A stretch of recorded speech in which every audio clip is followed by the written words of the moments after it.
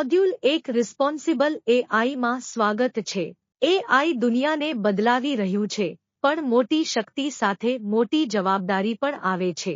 Responsible AI એ સુનિશ્ચિત કરે છે કે એઆઈ સિસ્ટમ્સ સુરક્ષિત, ન્યાયસંગત અને દરેક માટે આદરપૂર્વકની હોય. Introduction to responsible AI principles. Responsible AI કેટલીક મુખ્ય પ્રિન્સિપલ્સ પર આધાર રાખે છે: ફેરનેસ, રિલાયેબિલિટી, સેફ્ટી, પ્રાઇવેસી, સેક્યુરિટી, ઇન્ક્લુસિવનેસ અને અકાઉન્ટેબિલિટી.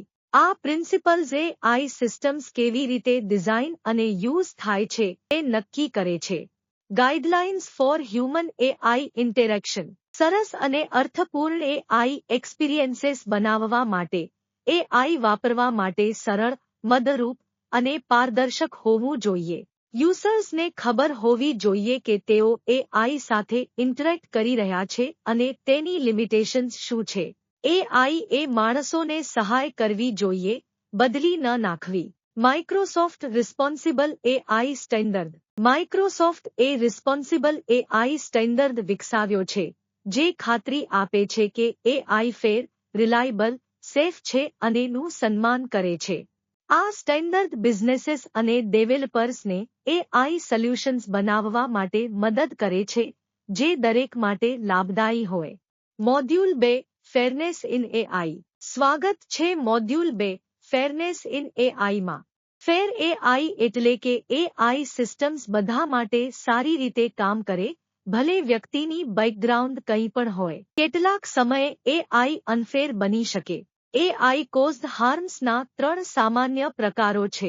હાર્મ ઓફ એલોકેશન, જ્યારે એઆઈ અસમાનતાથી તક આપે છે અથવા ના પાડે છે, જેમ કે લોન્સ અથવા job opportunities. Harm of quality of service, જ્યારે એઆઈ કેટલાક લોકો માટે વધારે સારી રીતે કામ કરે, જ્યારે અન્ય માટે ન કરે. હાર્મ ઓફ રિપ્રેઝન્ટેશન, જ્યારે એઆઈ કોઈ જૂથની ખોટી છબી રજૂ કરે અથવા અવગણે. Ensuring fairness in education. માં એઆઈ સૌ માટે ન્યાયસંગત હોવું જોઈએ. તે કોઈ એક જૂથને વધુ તકો નહીં આપે. સ્કૂલ્સ અને ડેવલપર્સને એઆઈ સિસ્ટમ્સની સમીક્ષા કરવી જોઈએ જેથી તે દરેક વિદ્યાર્થી માટે સમાન હોય. આ મોડ્યુલ પૂર્ણ કરવા બદલ તમારો આભાર. રિસ્પોન્સિબલ અને ફેર એઆઈ દરેક માટે લાભદાયી છે. ચાલો એક શ્રેષ્ઠ એઆઈ સંચાલિત વિશ્વ બનાવીએ.